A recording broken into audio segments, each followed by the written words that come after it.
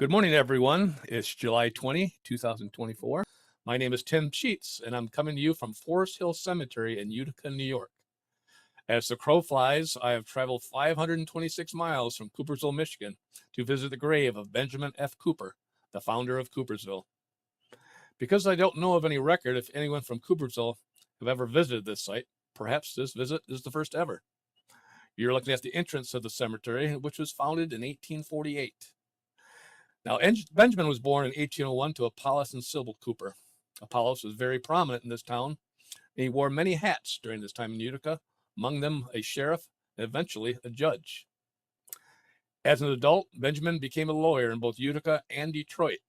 In May of 1845, he was told about land available in West Michigan, and he purchased 640 acres for $800. For a decade, nothing was done with the property until Benjamin found out that the railroad was seeking property from Detroit to the west side of the state. So he offered them property through his land for $1, provided they build him a depot with none other within 5 miles and that they name it after him. An informal agreement was made in 1853, with the official papers signed in 1858 when the railroad went through.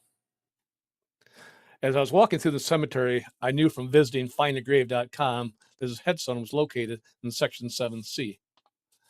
Now, what is known is that he sent his 2 sons, Henry and Williams, to the new town to get things started. It was a swamp and full of trees which needed to be cut down. Now, under their father's direction, they built a sawmill, which was located near property which would later be owned by Harold Phillips of 112 Mill Street in the 20th century. In addition, a hotel and small store was built as well. However, what is unknown is if Benjamin actually made a visit to his new property. Some accounts have him visiting every year to see how things were coming along. Other accounts say he never visited at all. His son stayed anywhere from 2 to 4 years, but longed to return to Utica. Benjamin eventually became discouraged and wanted nothing more to do with the property. When he died in 1864, the unsold portion was sold off to residents of the village.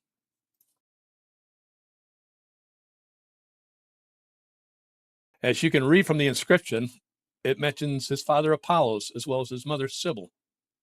In addition, it indicates his wife was Mary Brantley Cooper. They were wed in 1829. Now, on this side of the headstone is the footstone of Benjamin. A few minutes previous of this video being shot, the footstone was laying flat in the ground, and so I stood it up in its proper position so we could see his actual name. Who knows how long it was laying flat, but he's been dead since 1864. And to be honest, it's a good feeling knowing I changed it back to its original position.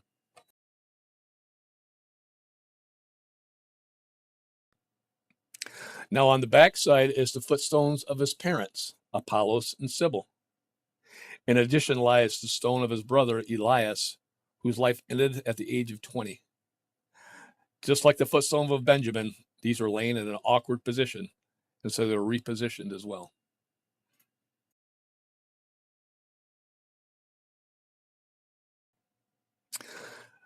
Now, this side of the headstone lists the children of Apollos.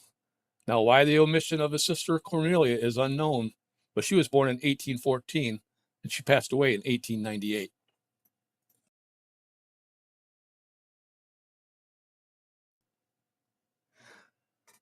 The backside of this headstone gives the history of his father Apollos. Although difficult to read, I found a much more clear picture which enables us to read the description of this important man in the history of Utica.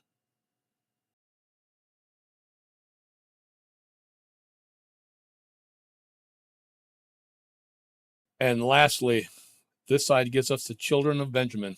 For some reason, his son William is omitted. And there you have it, my visit to the cemetery and gravesite of the founder of Coopersville, Benjamin F. Cooper.